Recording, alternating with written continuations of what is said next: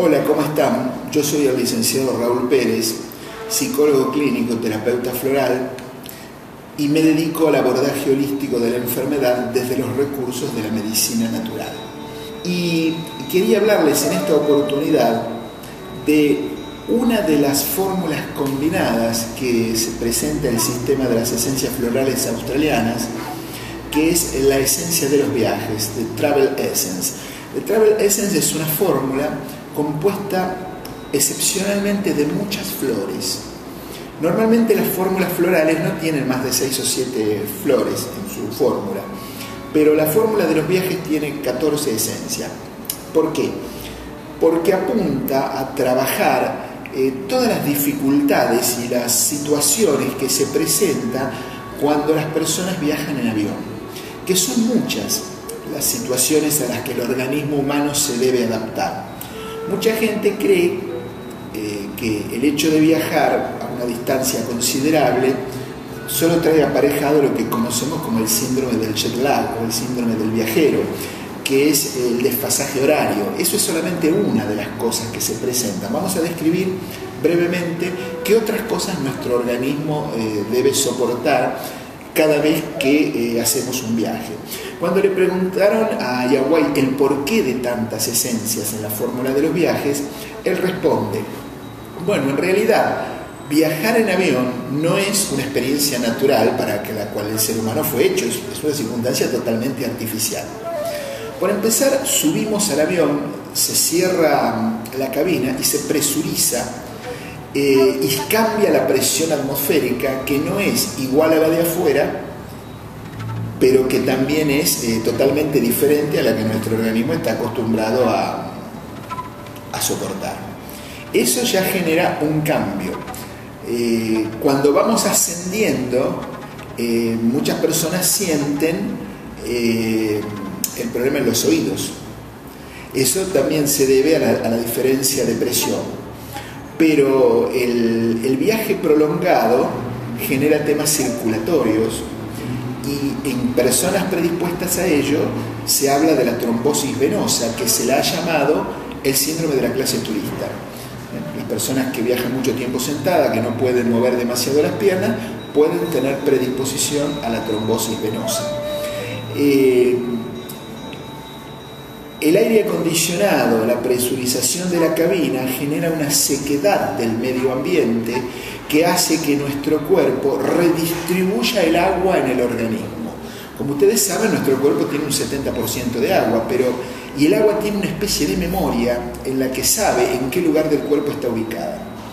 Lo que ocurre es que cuando volamos, el organismo sabiamente debe redistribuir esa localización del agua, y como consecuencia también un aporte de oxígeno diferente que lo va a restar a determinadas partes del cuerpo para darle más oxígeno al cerebro, que es el que tiene que empezar a adaptarse, sobre todo cuando el avión está tomando altura.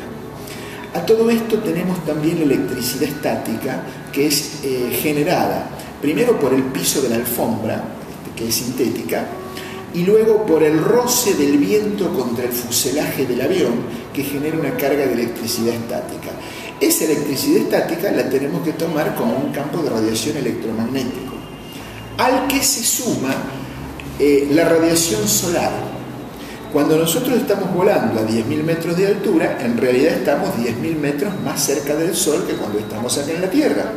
Y el hecho que vayamos adentro del avión, en el cual el sol no nos da directamente, no nos protege de la radiación solar, porque el fuselaje del avión tendría que ser de plomo para que nos protegiera. Por lo tanto, estamos absorbiendo niveles de radiación elevados. Quizá esto no se note en un viaje corto, pero vamos a suponer que diéramos la vuelta al mundo en avión, una versión más moderna de la de Julio Verne, la vuelta al mundo en 80 días. Si nosotros diéramos la vuelta al mundo en avión, se calcula que la radiación que se absorbe volando por todo el mundo sería el equivalente a 3 máquinas de rayos X al final del viaje. No pensemos tanto en el viajero que viaja de tanto en tanto, pero piensen ustedes, los que viajan asiduamente, o la tripulación, pilotos, azafatas, comisarios de a bordo, que constantemente están viajando y se exponen a esos niveles de radiación. Sumado además, en el caso de los pilotos, con los campos electromagnéticos de todas las transmisiones de radio, que son muchísimas las que realizan cada vez que viajan. Bueno, todo esto afecta a nuestro organismo. Las azafatas se les presenta el problema que les desaparece muchas veces el ciclo menstrual cuando van volando. Eso obedece a varios trastornos hormonales que genera en los viajes cotidianos, y a menudo, a veces, algunas azafatas, después que dejan de volar, varios meses más tiene la desaparición del ciclo menstrual hasta que se regulariza. Después tenemos, cuando llegamos a destino, tenemos que adaptarnos a un nuevo entorno, a veces a un nuevo lenguaje que podemos hablar o no, pero a su vez podemos estar en una latitud y en una longitud distinta a la original.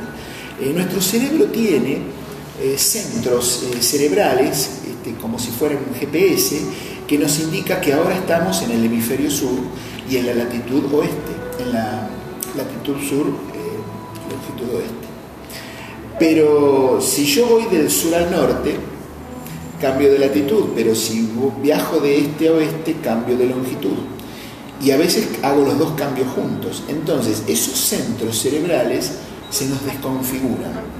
Ese es el motivo por el cual nos sentimos a veces como perdidos hasta que nos volvemos a habituar. Y a todo esto, la noción del día y de la noche y el desfasaje horario, que es lo que llamamos el jet lag, eso tiene relación con otra glándula, que es la glándula pineal, que es la que está influida por la luz solar y la que nos da los ritmos circadianos de día y de noche. Esta glándula, que es la que libera la melatonina, se también descompensa y se calcula, porque la NASA ha estudiado muy bien todo lo que pasa con los cambios horarios, justamente para estudiar las variables a las que se ven sometidos los astronautas. La NASA considera que cuando uno se va a un lugar alejado, con varias horas de diferencia del uso horario, se tarda un día cada 2 horas de diferencia para que nuestro cerebro se ajuste al nuevo ciclo horario. Quiere decir que si nosotros nos vamos desde acá, desde Buenos Aires a Australia, que hay 14 horas de diferencia, nuestra adaptación al horario australiano nos va a llevar alrededor de una semana.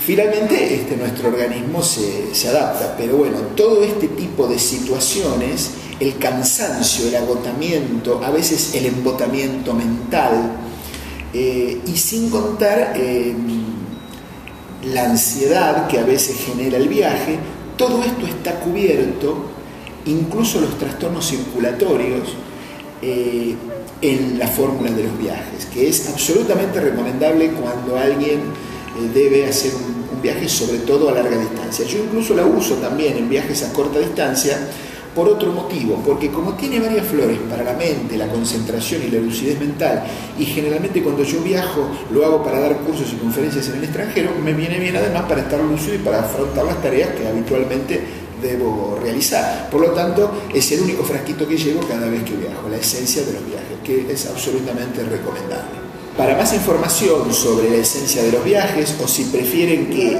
les mandemos esta nota escrita, que la tengo redactada, solicítenlo a Londres, Fultena, Riobamba 118, quinto piso, o bien al teléfono 4952-4756.